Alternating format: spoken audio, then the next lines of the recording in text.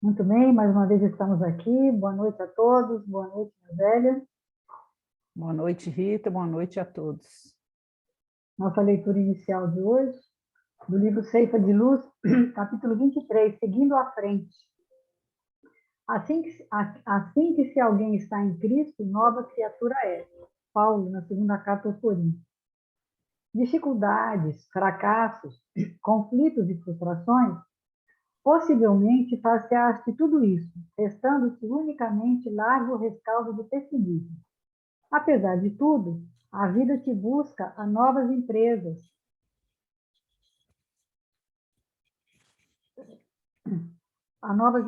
de trabalho e renovação.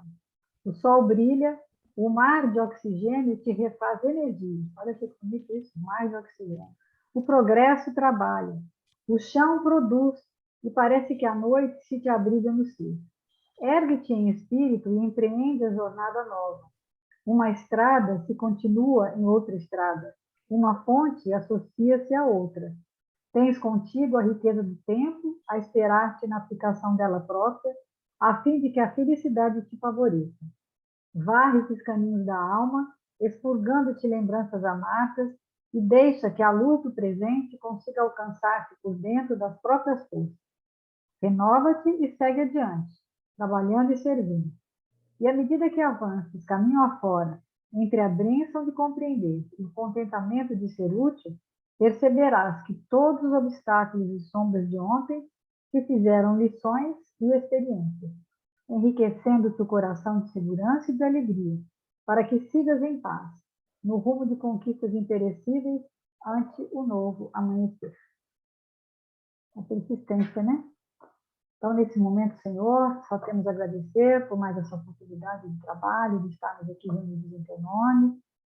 Pedimos ao amparo dos amigos, nossos amigos espirituais, nossos mentores individuais, os mentores deste trabalho, Francisco de Assis e mais todos os nossos amigos espirituais, que com certeza nesse momento nos envolvem, como todos os dias de horas. Que possamos ter uma noite de um estudo com clareza, com determinação, e que possamos, principalmente, colocar em prática, em nosso dia a dia, em nossas vidas, tudo aquilo que aqui aprendemos. Que Jesus possa nos envolver hoje e sempre em seu abraço fraterno. Graças a Deus. Então, nós estamos aqui de novo, né, no miudinho, é o estudo minucioso do Evangelho, à luz da doutrina espírita, que a gente chama de miudinho, que é baseado no estudo do miudinho de Uberaba, do Aloysio Elias, né? E a gente está estudando o capítulo 13, que fala da parábola do joio e do trigo, né? A gente já discutiu inicialmente, logo no começo da passagem, a noção do bem e do mal, e a relação que a gente tem em relação com o outro, né? Esse processo, né, que ele fala, né, de semeadura recíproca. A gente tanto semeia, né, como somos semeados. Essa interação que existe constante, né? E que a gente tem dois tipos de semente. Uma representada pelo trigo, né, que é a ideia positiva, saudável, né, e elevada, e a outra que é representada pelo joio, que é a ideia malsã, ou a ideia infeliz, aquelas ideias negativas. E hoje nós vamos estudar o versículo 26 do capítulo 13, que diz o seguinte: quando germinou o ramo e produziu fruto, então apareceu também o joio, né?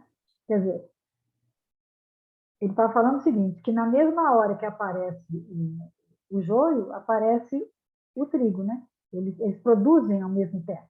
Então, quando um se manifesta, o outro também se manifesta. Quer dizer, isso vai sugerir o quê? Que sempre que aparecer na nossa mente, né? Um não vai aparecer sem o outro. Sempre que você tiver uma boa ideia, junto com ela vem uma má ideia. Eu nunca tinha pensado, eu já tinha pensado nisso dessa forma, assim, que um anda com o outro, né? Sempre que a ideia positiva se manifestar, a ideia negativa, se foi acolhida, também vai se manifestar. Eu nunca tinha observado isso. Aí, depois que a gente fez esse estudo, eu percebi que, na realidade, acontece o tempo todo com a gente, E né? você escolhe o Que dia vem, inteiro, né? O dia inteiro você o escolhe, você tempo faz uma todo você coisa está ou outra. fazendo a escolha. Aí ele dá o exemplo do Pato Donald, né? O Pato Donald tinha, né? no desenho, né? Tinha aquele o diabinho e o santinho, né? É até engraçado. Então, assim, e acho que parece que isso é constante, né? Nem sempre. Então, eles falam que as duas coisas surgem juntas no nosso mundo íntimo. Aí eu achei interessante ele falar isso, né? Porque já existe um homem do presente, nós agora, olhando para o futuro, né? Que é aquele coração que recebeu e acolheu uma boa semente, e ela já germinou, mas também tem um homem do passado com as sementes negativas que germinaram e também deram seus frutos. Então, eu lembrei do Haroldo, né? Que o Haroldo fala que a gente tem um reflexo, né? Ainda recebe influências de 10 encarnações passadas. E de vez em quando aquilo vem, né? Boia, né? Como se fosse uma boia, né? Então, ele fala, né, que o nosso coração é exatamente essa lavoura da parábola, onde existem as duas sementes semeadas. A gente tem as duas. Pode estar no passado, pode estar no presente, e a gente vai trabalhando com isso, né? E ele está afirmando O Wagner, no programa de sábado dele, Espiritismo Responde, aí teve uma pergunta que fala assim, como é que é essa coisa de você abrir uma leitura ao acaso? Aí ele explica justamente isso, que a gente nós vivemos em vibração, né? O tempo todo a gente influencia e é influenciado. E aí tem, dentro disso tudo, nós temos as nossas criações mentais, que sempre vai existir, né? A lei do mérito, do demérito, que são justamente esse passado que você carrega junto aí, que a gente não tem essa percepção, mas ele também influencia. É que o Haroldo, que você acabou de falar aí, que o Haroldo fala, né, que a gente carrega isso de muitas reencarnações passadas também. Aí eu achei muito interessante, assim, na medida que a gente, cada vez mais, o que a gente percebe? A nossa responsabilidade dentro das escolhas e da vibração que a gente tem a todo momento, aos dias e horas, né? Porque aí a gente vai recebendo justamente essa influência e é onde que vai vivendo assim, né? O estado de conflito vai surgindo. É por isso que ele destaca, né, a palavra que ele vai destacar no versículo, né, que ele versículo fala, quando germinou o ramo e produziu fruto, então apareceu também os outros. A palavra que ele vai usar é o quando. Por quê? O que esse quando significa? É aquele momento, né, em que você experimenta essa situação de conflito, em que você tem que escolher.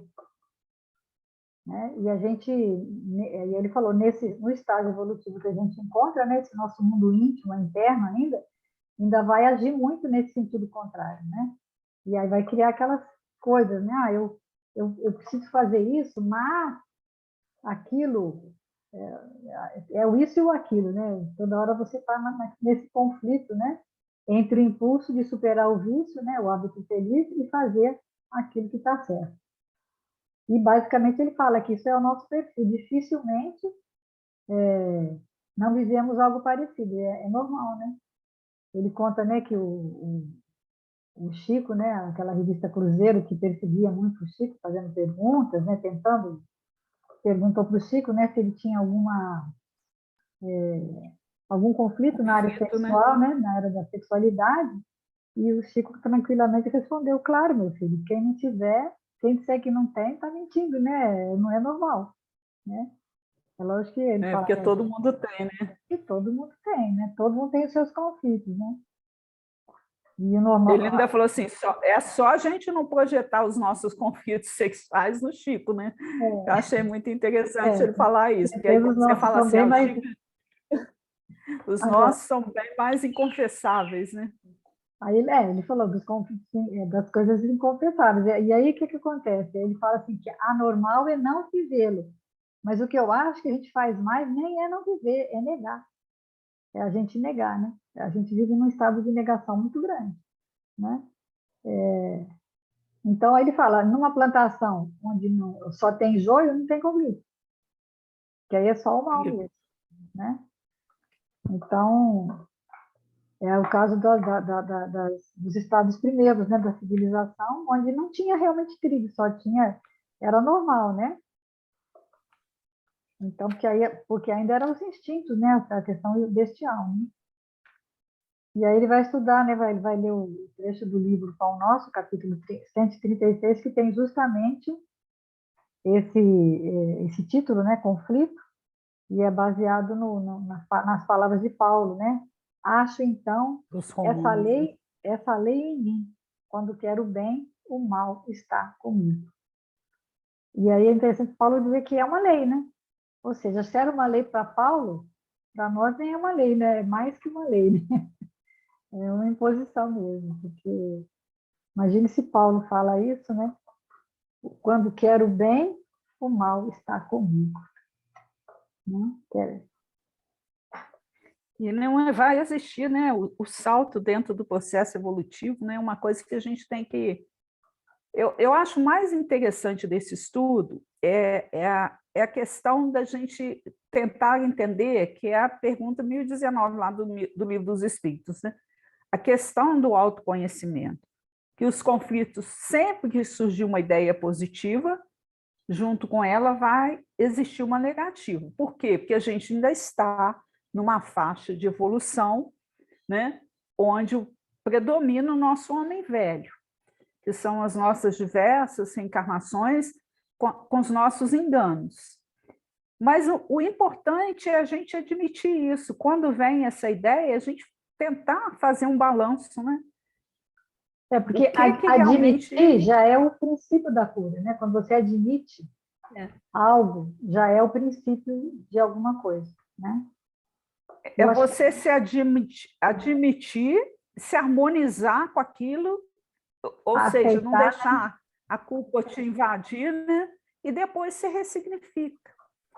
e Eu não acho que na transformar medida isso que em a gente doença, vai né? conseguir fazer isso, né, fica mais Eu achei fácil. interessante hoje, né? Eles passaram o vídeo da Luciana Barbosa, né? Falando, né? Da volta do centro, das coisas, de quantas pessoas vão precisar, né? De acolhimento, de coisa. Por quê? Porque todas essas emoções que a gente sente, eu achei interessante a explicação dela, né?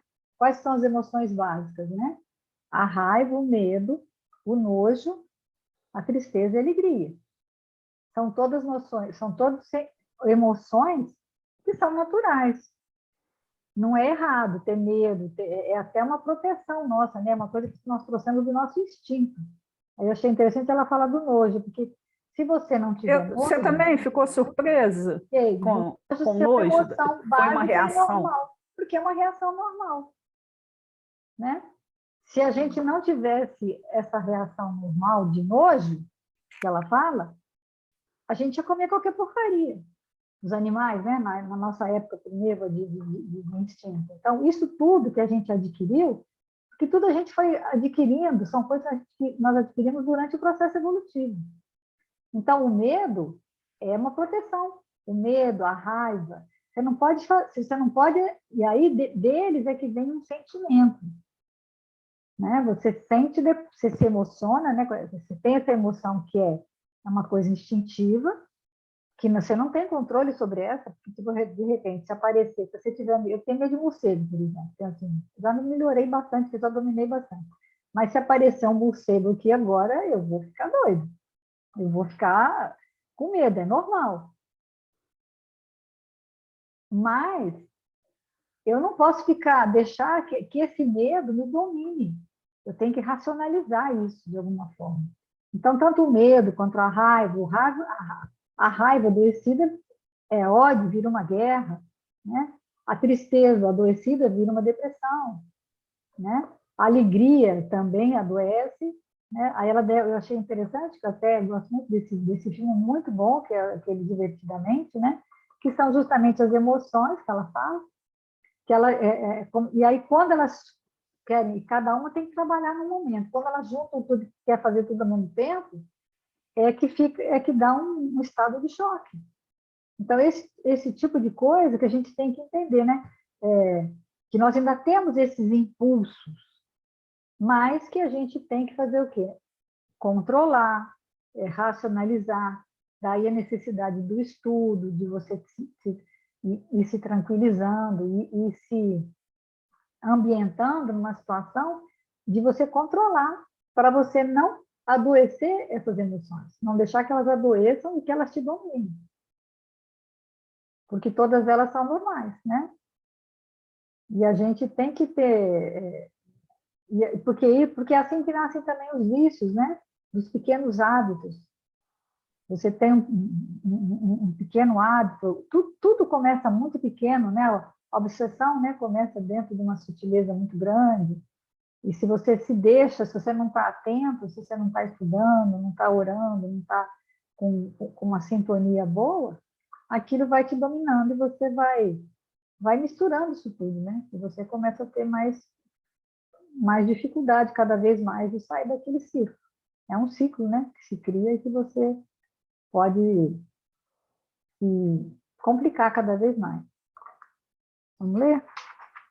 E aí o comentário, né, do benfeitor Emmanuel, né, para essa página do conflito, que foi um comentário, né, da carta de Paulo aos Romanos. Os discípulos sinceros do Evangelho, à maneira de Paulo de Tarso, encontram um grande conflito na própria natureza. Quase sempre são defrontados por enormes dificuldades nos testemunhos. No instante justo, quando lhes cabe revelar a presença do divino companheiro no coração, eis que uma palavra, uma atitude ligeira, os traem diante da própria consciência, indicando-lhes a continuidade das antigas fraquezas. A maioria experimenta sensações de vergonha e de dor. Alguns atribuem as quedas à influenciação dos espíritos maléficos e geralmente procuram um inimigo no plano exterior, quando deveriam sanar em si mesmo a causa indesejável da sintonia com o mal. É indubitável que ainda nos achamos em região muito distante daquela em que possamos viver, isentos de vibrações adversas. Todavia, é necessário verificar a observação de Paulo em nós próprios. Enquanto o homem se mantém no gelo da indiferença ou na inquietação da teimosia, não é chamado a análise pura. Entretanto, tão logo desperta para a renovação, converte-se o campo íntimo em zona de batalha. Contra a aspiração bruxuleante do bem, no dia que passa, levanta-se a pesada bagagem de sombras acumuladas em nossas almas desde os séculos transcorridos. Indispensável, portanto, grande serenidade e resistência de nossa parte, a fim de que o progresso alcançado não se perca. O Senhor concede-nos a claridade de hoje, para esquecermos as trevas de ontem, preparando-nos para o amanhã, no rumo da luz imperecível. Então, essa leitura me chamou muita atenção, assim, o quanto que a gente tem dificuldade realmente, né, nos testemunhos, né?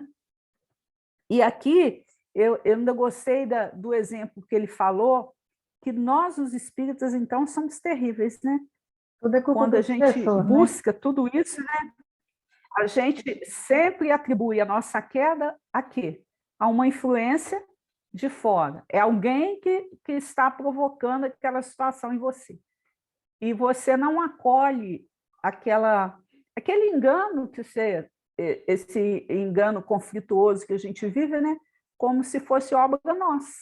Então, é muito fácil falar assim, eu estou sob a influência espiritual, mas uma influência espiritual, que foi o que o Wagner chamou bastante atenção no trabalho de sábado, que ele falou, ela só existe porque está em você. Não existe nenhum obsessor que vai se ligar a qualquer influência que você não tiver em tenha, sintonia com ela ele, não né? vai chegar até você se você não tiver um mínimo de sintonia. Então, se está acontecendo isso, que a gente tenha condição de assumir, não é a nossa própria culpa, né? Porque alimentar culpa também, mas você tem que, pelo menos, ter o coração e falar assim, olha, eu estou sentindo muita raiva nesse momento, a raiva não é um sentimento né? ruim, é, mas eu tenho que saber que eu não posso ficar alimentando essa raiva. Eu tenho que ter uma postura diferenciada em relação a isso. Agora, normalmente a gente não faz. Se a gente tem qualquer desses sentimentos, a culpa é do vizinho, é do espírito, é do marido, é do filho, mas a gente esquece que a reação é nossa, está dentro de nós, né? Então, essa questão da gente ter essa vontade de testemunhar aquilo que a gente aprende do Cristo é muito sério. Olha, quando ele fala assim, olha, contra a aspiração, olha o termo que ele usa, gente, bruxuleante do bem, no dia que passa, levanta-se a pesada bagagem de sombras acumuladas em nossa alma desde os séculos transcorridos. Então, é uma pesada bagagem que a gente tem. É pouca luz para muita sombra, mas por isso que a gente tem que estar atento, né? Ele fala, abre lá o sinal verde, vai lá ver, está com pensamento ruim, está com sentimento esquisito, né? Vai lá, faz. Eu acho assim, que geralmente, quando você acorda em determinado momento, né? Você acorda assim mal, pega um livro, vai ler, vai fazer alguma coisa, né? Porque se você for abrir o WhatsApp, agora, tem sempre coisas assim, pesadas para você ver que só vai fazer com que você chore. Então, é uma música, uma conversa edificante, tudo isso vai fazer com que você melhore. Você tem que procurar coisas para melhorar, e não coisas, mesmo que você esteja afinizado com alguma coisa pior, evitar, né? Evitar assistir algum programa ruim, porque não que você não tenha, você tem que estar alienado, né? Você tem que saber das notícias, saber o que está acontecendo, né?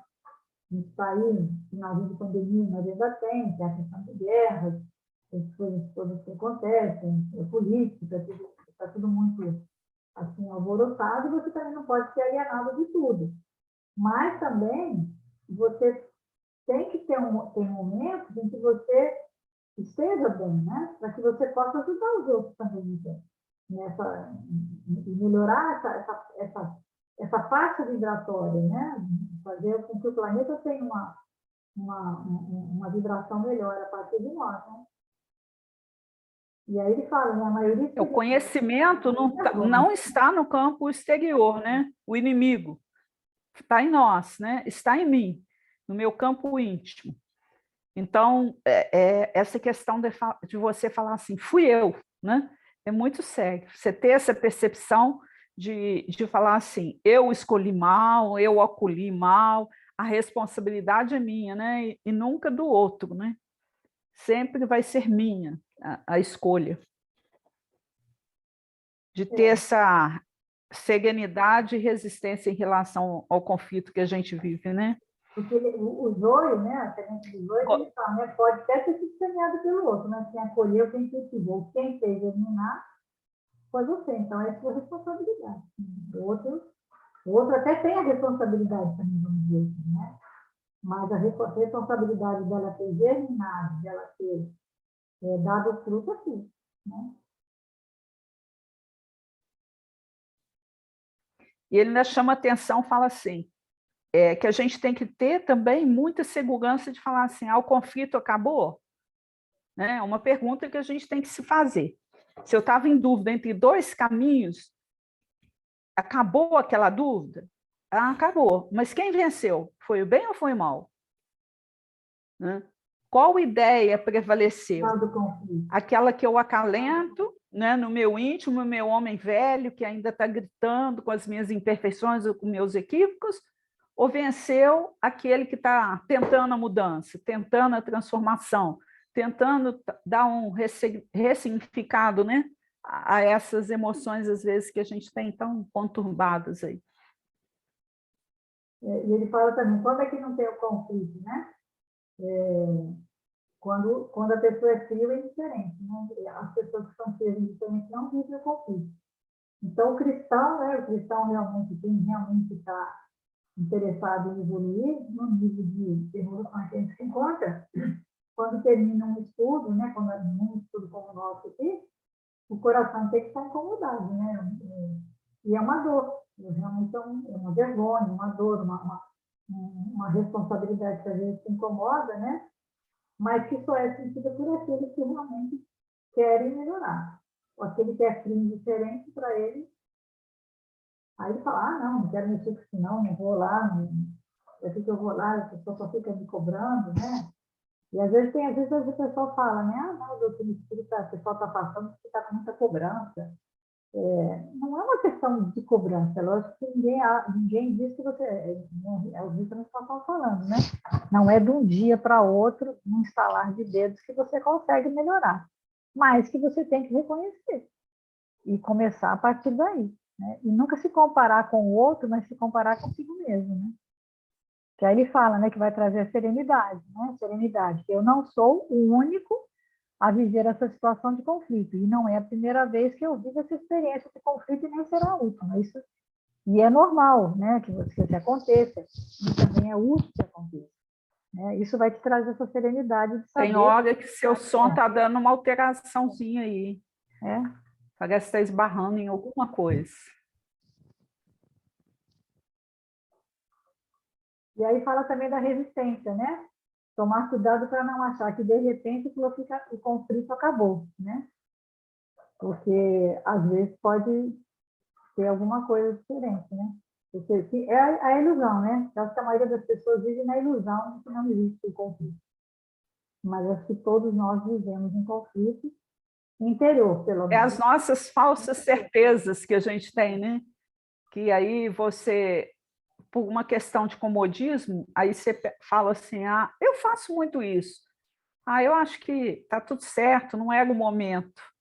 Mas aí a gente fica adiando, né, indefinidamente uma mudança e criando resistência, mas não uma resistência sadia no sentido de persistência no bem, de realmente chegar, né, dentro dessa proposta que Jesus espera de nós. Mas é uma resistência para acomodação. Né? E aí ele fala assim, o quanto que a gente ainda tem que ser a agonia, né, a questão da agonia, que é a batalha para que a consciência não pereça. Porque, e o que é a consciência em nós? É justamente a voz de Deus, né? Onde que está escrita essa lei de Deus. Então, ele fala que o cristão que é cristão, ele tem que sentir o quê? Vergonha, tem que sentir o coração apertado. Não dá para a gente ficar fazendo estudo e esse estudo não incomodar a gente. Tem que incomodar. Tem que mexer, né? com esse desejo que tem que existir dentro de você de mudança, de renovação, de fazer a coisa melhor. Eu achei interessante ele dizer que essa luta, né, é uma luta para que a nossa consciência permaneça viva, né? É uma agonia positiva, uma luta para não tombar a consciência. Então, é agonizante, é angustiante, é aflitivo, né? Porque a agonia significa luta, né? É essa luta o combate dos gladiadores, né? Eles saíam, a agonia era a luta deles, né? A luta para não perecer, para não morrer. Então, a gente vive nesse processo, né? De estar lutando e a nossa consciência cada vez mais desperta, né? Para a gente já poder ir caminhando, né? Que seja bem devagar. Agora ele vai para o rumo certo, né? Capítulo 23, é autoaprimoramento. Posso ler? Tanto quanto sustentamos confidências menos felizes com os outros, alimentamos aquela do mesmo gênero de nós para nós mesmos, né? Então, é o falar conosco mesmo, né? Como vencer os nossos conflitos interiores?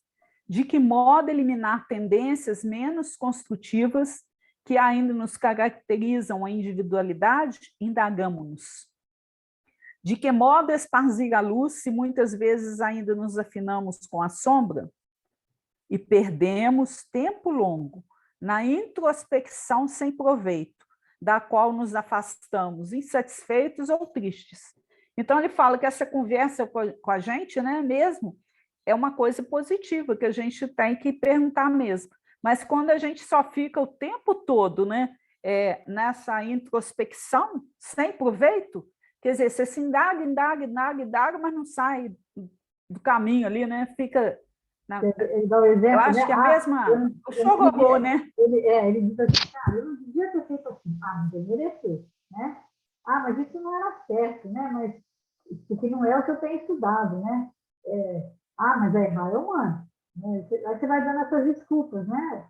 Ah, não, mas é... Aí fica aí que ele falou, né? Fica esse ping-pong, né?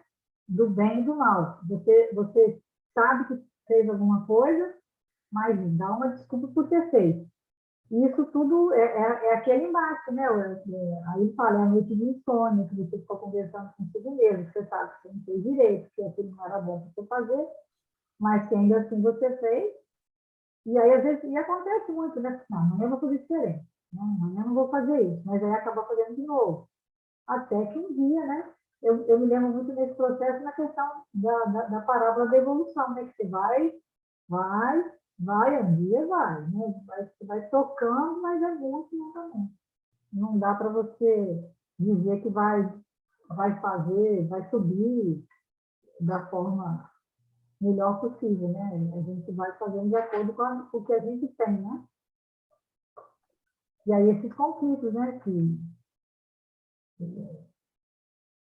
Aí ele continua falando o seguinte, olha, ponderemos, entretanto, que se os doentes estivessem proibidos de trabalhar, segundo as possibilidades que lhes são próprias, e se os benefícios da escola fossem vedados aos ignorantes, não restaria à civilização outra alternativa, que a de não se extinguir, deixando-se invadir pelos atributos da selva. Linda essa passagem, né?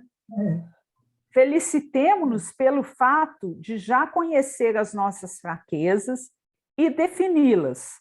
Isso constitui um passo muito importante no progresso espiritual, porque com isso já não mais ignoramos onde e como atuar em auxílio da própria cura e burilamento. Como somos espíritos endividados perante as leis divinas, em nos reportando a nós outros, os companheiros em evolução na Terra, não padece dúvida. Urge, porém, saber como facear construtivamente as necessidades e problemas do mundo íntimo. Reconhecermos-nos falhos em nos referindo aos valores da alma ante a vida superior, mas abstenhamos-nos de chorar inutilmente no beco da autopiedade. Ao invés disso, trabalhemos na edificação do bem de todos. Cultura é soma de lições infinitamente repetidas no tempo. Virtude é o resultado de experiências incomensuravelmente recapituladas na vida. Adorei essa definição de virtude que ele fala, né? É o resultado de experiências incomensuravelmente recapituladas na vida. Então, você vai recapitulando, né? Jesus, o mestre dos mestres, apresenta uma chave simples para que lhes identifiquemos os legítimos seguidores. Conhecê-lo-eis pelos frutos. Observamos o que estamos realizando com o tesouro das horas e de que espécie são as nossas ações a benefício dos semelhantes. E procurando aceitarmos como somos, sem subterfúgios ou escapatórias, evitemos estragar-nos com queixas e autocondenação, diligenciando buscar, isto sim, agir, servir e melhorar-nos sempre. Em tudo o que sentirmos, pensamos, falamos ou fizermos, doemos aos outros o melhor de nós, reconhecendo que se as árvores são valorizadas pelos próprios frutos, cada árvore recebe e receberá invariavelmente atenção e auxílio do pomicultor, conforme os frutos que vem a produzir. Muito linda a leitura, né? E mostrando para a gente, né, que a gente precisa caminhar em direção ao outro, né? E porque é a desculpa que a gente usa, né? Ah, porque não me sinto bem, não estou apto para o trabalho, né? Esquecendo a gente que é no trabalho realmente que o esforço no bem se concretizará. Então, quanto mais a gente trabalha, mais a gente se aperfeiçoa e mais a gente vai entrando em sintonia com as forças, né, superiores, que vão nos manter nessa sintonia, nos auxiliando cada vez mais, né, E ele a fala que progredir. É a no força beco, do bem né? se multiplicando, né?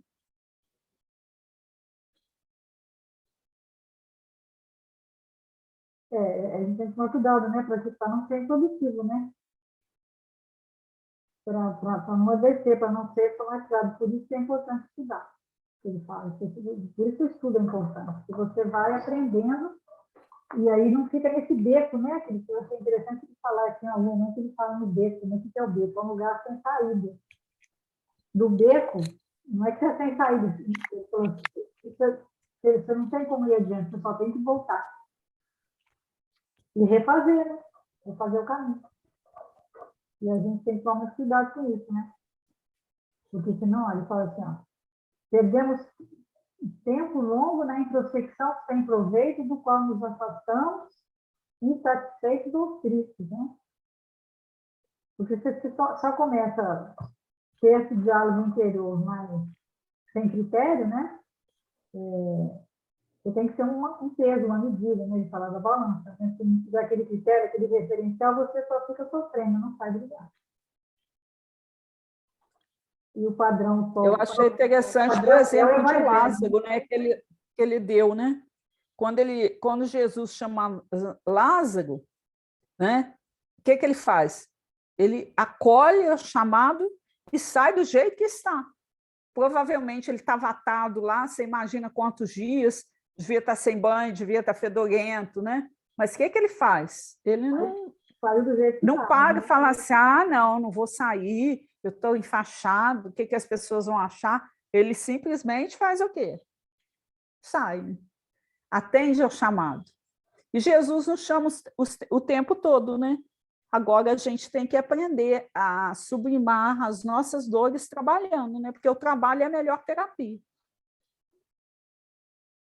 Quanto mais a gente trabalha, mais a gente é alimentado pelo trabalho e mais a gente vai aprimorando os nossos hábitos e atitudes. O próprio trabalho, é isso, né, Rita? Eu vejo isso muito assim, como, na realidade, você pensa bem, qual a experiência de vida que você teria se você não estivesse lá no lar cristão? Porque você acha que está trabalhando, mas é o trabalho que te alimenta, é o trabalho que te renova. Porque a gente brinca, a gente usa muito essa expressão, né? É matar 1 leão por dia. Mas quando a gente faz esse caminho de vencer os desafios, na realidade, a gente está fortalecendo esse eu íntimo, né? A gente está aprendendo a ver no outro as nossas questões, que eu vejo muito isso. Às vezes eu vejo alguma questão lá, né, no lar cristão, aí eu falo assim,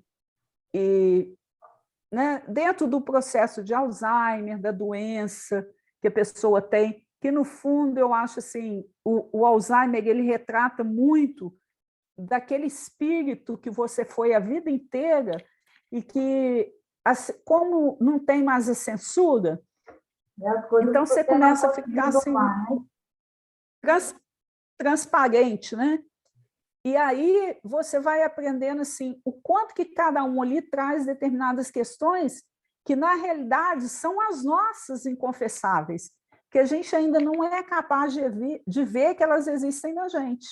Então é a questão do apego, a questão do dinheiro, a questão da sexualidade, porque às vezes eles vão mostrando para a gente que esses aspectos existem e que são os nossos também. E aí eu fica acho claro que vale muito a pena essa terapia que o mesmo. ser humano, durante a vida dele, enquanto ele estava consciente, assim, com a consciência, vamos dizer assim, que estava lúcido, né? Enquanto ele estava lúcido, o que ele cultivou É a censura social, né? E o que ele de fato evoluiu e o que ele alimentou. Qual animal que ele alimentou? Porque tem alguns. E aí é muito claro isso, né? A pessoa se realmente não tem freio, não tem mais censura, né? Não tem autocensura ali. Tem até uma historinha na internet que fala, né? Dentro de nós tem dois cães, né? Um é bravo, o outro é calmo. Aí ele fala, aí um dos discípulos pergunta, né? Mas qual dele que vai vencer, né? Vence o que você alimentar, né? Aí é o convite, né? O que a gente está alimentando? O que a gente está... Qual plantinha dentro de nós que a gente está regando? A gente está regando o joio?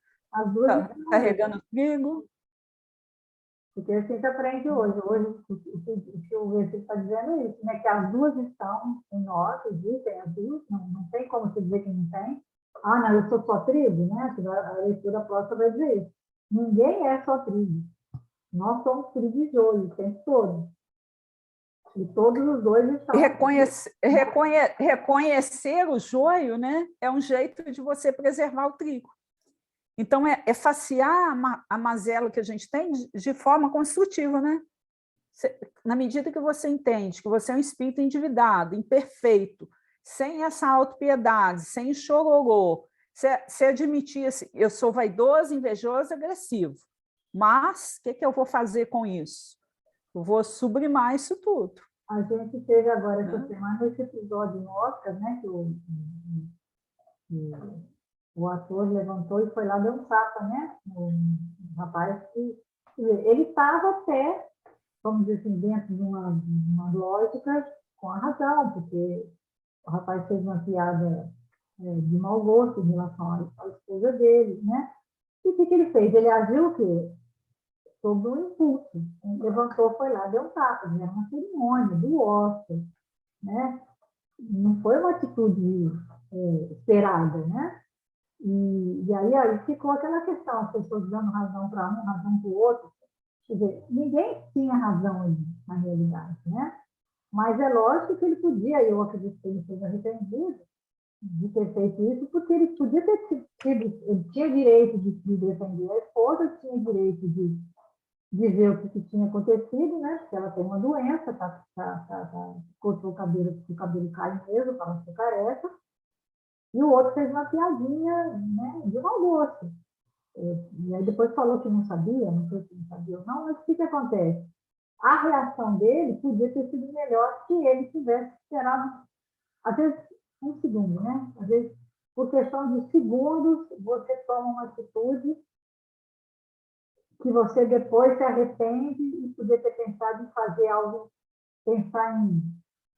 Eu acho que isso acontece muito com a gente. Às vezes você reage de uma forma impulsiva, dá uma resposta, e aí depois você pensa, poxa, eu podia ter feito diferente, não estava assim dessa forma, eu podia ter protestado, mas de uma forma mais civilizada. Eu acho que é isso que talvez eu deva estar pensando. Então, é isso que a gente tem que tentar reconhecer o nosso sentimento, né? Naquele momento ele ficou com raiva, e ele exteriorizou a raiva, mas de uma forma que não foi adequada, né? Nem ao momento e nem ao processo de civilidade que a gente já tem. E isso não vai resolver nada, né? Então, acho que isso a gente tem que entender, né? E tudo isso, todas essas reflexões fazem com que a gente vá tendo atitudes melhores a cada dia, né? E ficar mais atento, né, ao que está acontecendo, para que a gente não fique nesse beco sem saída, né? Exata negação de tudo. Só pegar um livro. Agora ele vai para o livro Boa Nova, né?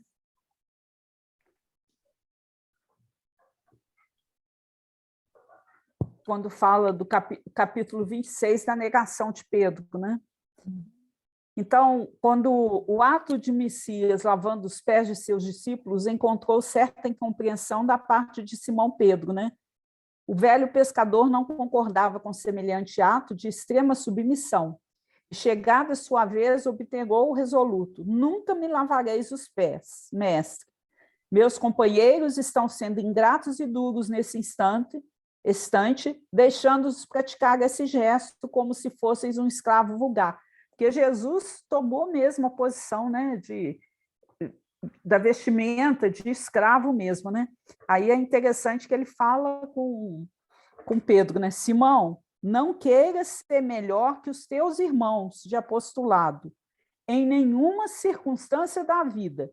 Em verdade, assevero-te que sem o meu auxílio não participará com meu espírito das alegrias supremas da redenção. Então, Cristo chama a atenção de Simão ali, como a dizer, né, porque que Pedro não reconhecia o quê? O joio em si, né? Então, ele chama a atenção dele falando para ele, em circunstância alguma, ele querer ser melhor do que o irmão, né? Porque chega na hora lá, aí ele continua, né? A leitura é grande, mas vamos ver só uns pedacinhos, né? Aproxima-se a hora do meu derradeiro testemunho.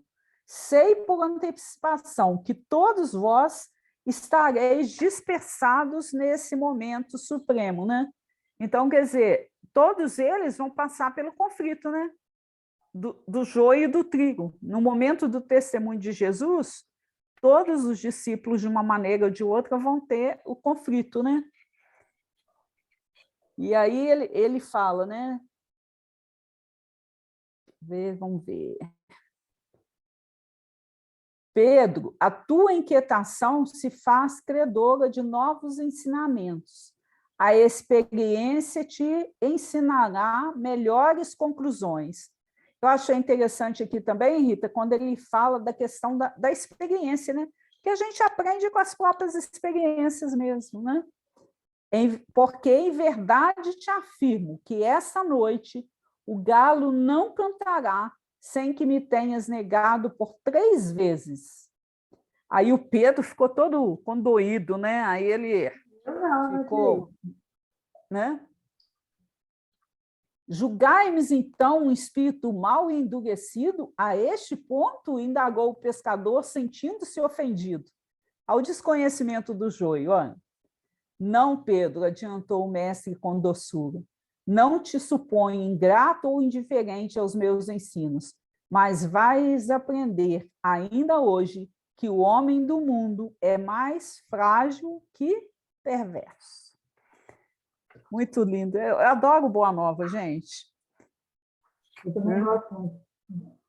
Aqui, ó, esse livro aqui, ó, O Céu Começa em Você, é o livro que nós estamos estudando no domingo, e ele fala da sabedoria dos padres no deserto, né? O deserto tem essa questão, né? Por que eles vão para o deserto? Para justamente ir de encontro, né? Aos demônios, aos conflitos, né? Aí ele fala assim, ó, a vida humana é marcada por conflitos constantes. Nós não podemos simplesmente vegetar. Devemos enfrentar os ataques que a vida eventualmente nos apresentar. Nunca haverá um momento em que possamos descansar sobre os louros da vitória. As tentações, ao contrário, haverão de nos acompanhar até o fim da vida, ainda num outro lugar. Diz ele, quem não tiver sido tentado não poderá entrar no reino do céu. Se suprimires a tentação, ninguém se salvará. As tentações são manifestamente uma condição indispensável para se entrar no reino do céu. É através das tentações que o homem pode perceber o Deus verdadeiro. Sem tentação, o homem estaria no perigo de apoderar-se de Deus e torná-lo inofensivo e inócuo. Pela tentação, porém, o homem experimenta existencialmente a sua distância de Deus. Sente a diferença entre o homem e Deus. O homem permanece em luta constante, enquanto Deus repousa em si mesmo. E Deus é amor absoluto, enquanto o homem é continuamente tentado pelo maligno. Né? Aí olha, ele diz assim, ó, se a árvore não é agitada pelo vento, ela não cresce nem cria raízes. O mesmo acontece também com o homem. Se ele não é tentado e não suporta a tentação, ele não se torna homem. Aí ele conta aqui uma história que um homem muito mau irritou-se com uma palmeira nova e bela. A fim de prejudicá-la, colocou uma enorme pedra sobre sua copa. Depois de alguns anos, porém, ao passar diante dela, viu que ela se tornara bem maior e mais bonita do que todas as outras à sua volta. A pedra a forçara a lançar as suas raízes ainda mais profundamente para dentro da terra. Desse modo, ela também pôde crescer bem mais alto que as demais. É que a pedra ia se tornando um desafio para a planta. O mesmo se dá com as tentações, isto é, elas são um desafio. obrigam a cravar as suas raízes ainda mais profundamente em Deus e a depositar a sua confiança cada vez mais nele. Porque as tentações lhe mostram que, a partir de suas próprias forças, ele é incapaz de dar conta delas. Os conflitos constantes tornam-no interiormente mais forte e fazem-no amadurecer como homem. Né? Então, isso, quer dizer, é uma constante em nós e também uma necessidade. O que ele fala, é bom que seja assim. Porque a gente só conhece o bem depois que experimenta o mal. Se fosse tudo bom, tudo maravilhoso, né? A gente é a essência divina que saiu, né, para viver essa experiência que é humana, onde tem todos esses conflitos. E através desses conflitos que nós estamos passando, né, que todos entendem, para um dia voltar a ser de novo essência divina, mas como experiência humana. Né? Nunca vamos ser Deus, né? Nunca vamos voltar a ser uma centelha divina na sua expressão mais pura, mas um dia vamos voltar, vamos ser, né, a cada dia mais perfeito. Terminou aqui, não? Não, tem que ler mais, né? Não, aí ele fala que ele realmente, né, ele negou, né, por 3 vezes a Jesus, e aí, né, depois da terceira negação, que é quando ele fala, né, é bem aquele discípulo que nos atacou a espada entre as árvores do horto. Simão ergueu-se pálido e protestou: estás enganado, amigo. Vê que isso não seria possível. Essa é a terceira negação já, né? Logo que pronunciou sua derradeira negativa, os galos da vizinhança cantaram, em vozes estridentes, anunciando a madrugada. Pedro recordou as palavras do mestre e sentiu-se perturbado por infinita angústia. É o que a gente falou, né, da questão quando a gente fica em conflito, a gente fica muito angustiado, né? Levantou-se cambaleante.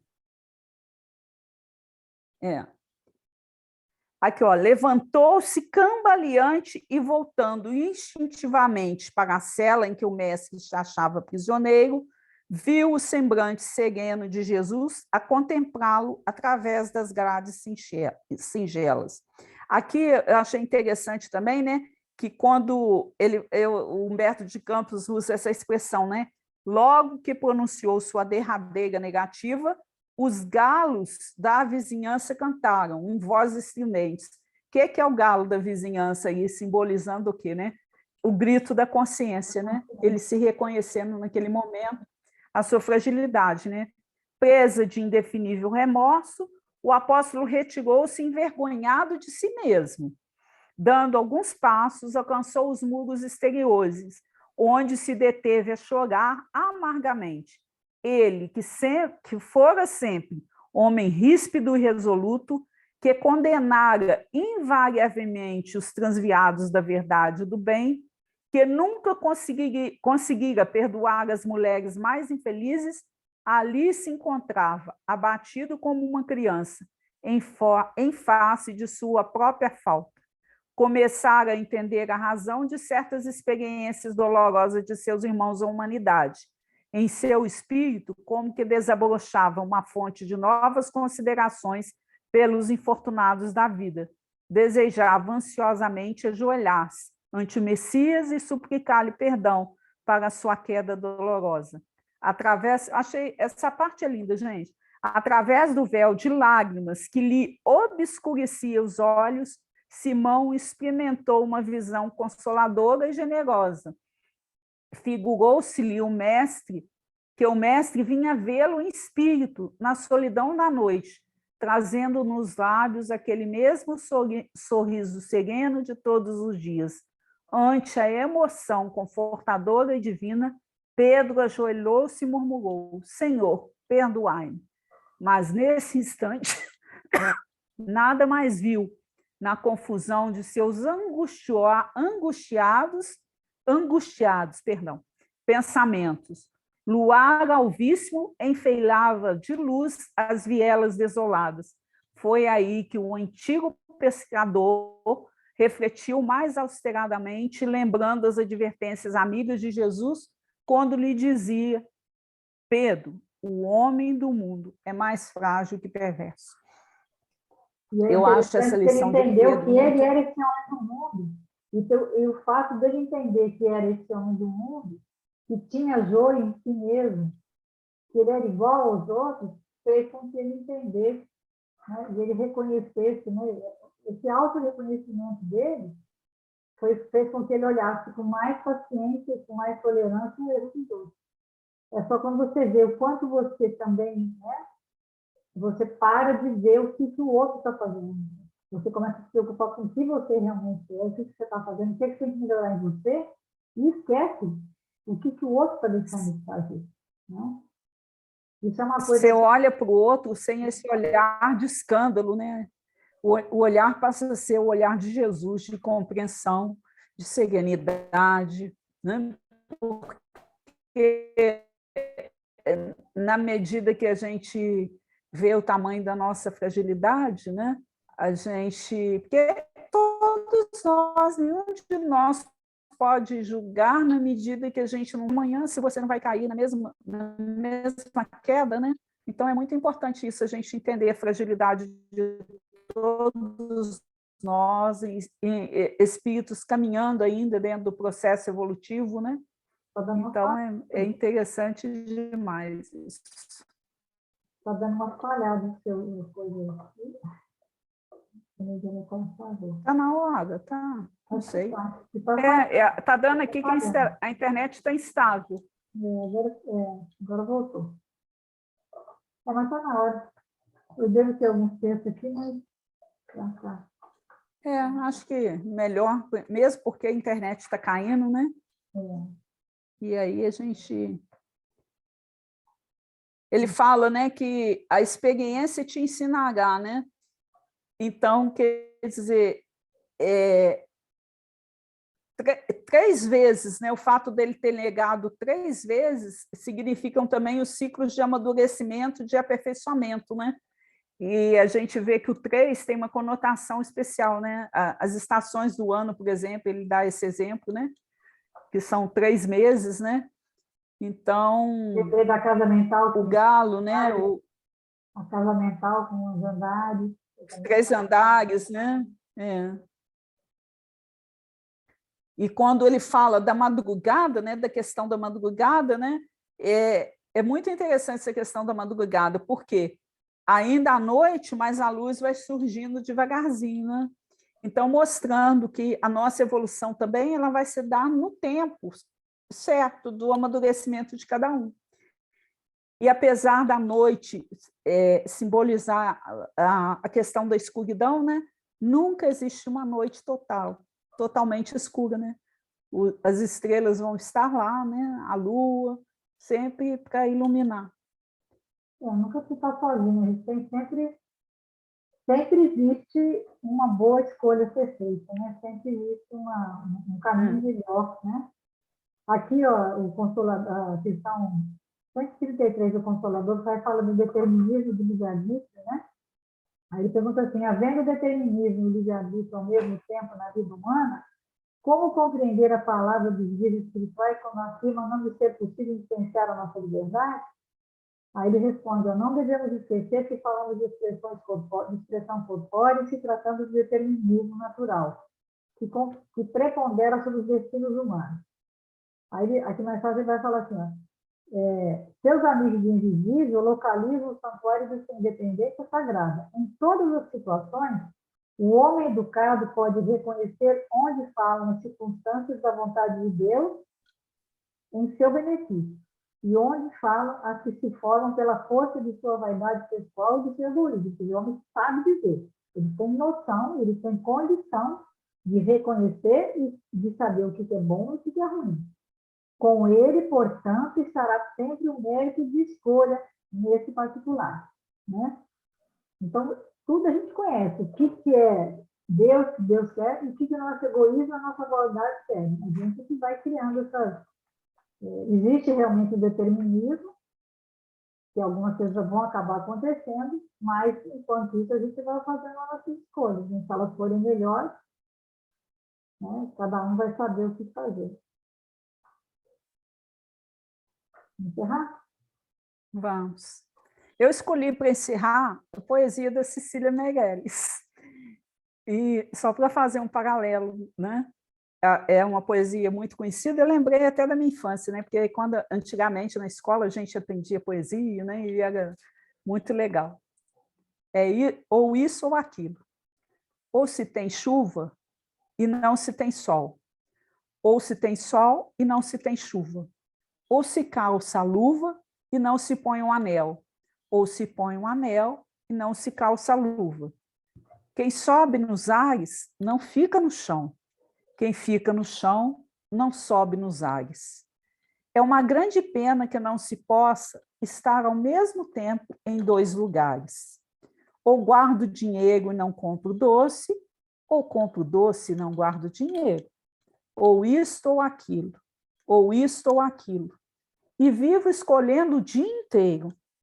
Não sei se brinco, não sei se estudo, se saio correndo ou fico tranquilo. Mas não consegui entender ainda qual é melhor, se é isto ou aquilo.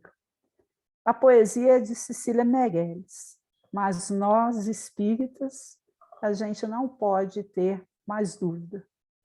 O capítulo, Mas aí 16 do Evangelho segundo o Espiritismo é claro, não se pode servir a Deus e a Mamon. E a escolha vai ser sempre aí nossa. eu também lembrei de Uma semana aí de muita paz para todos. Lembrei que diz o Eclesiastes diz: há tempo para tudo debaixo do céu. Então, se a gente escolher, saber fazer as escolhas, e até o estudo do capítulo 8 que eu vou fazer com as crianças agora, que fala dos príncipes, né? Os príncipes, alguns ficaram lá perdendo tempo, e um príncipe que era mais sábio, né? mais atento, fez aquilo que o pai mandou. Então, quer dizer, há tempo para isso tudo. Dá para você ter chuva, sol, dá para você fazer as coisas, desde que você administre o seu tempo. Mas a gente não quer, né? A gente quer fazer só, a gente tem que tentar fazer o que é melhor. Mas dá tempo para fazer tudo, porque há tempo para tudo, né? Debaixo do céu. Então, uma semana de muita paz para todos nós, né? Estamos em paz, até semana que vem, se Deus Para quiser. todos nós, se Deus quiser. Abração especial fraterno para todos.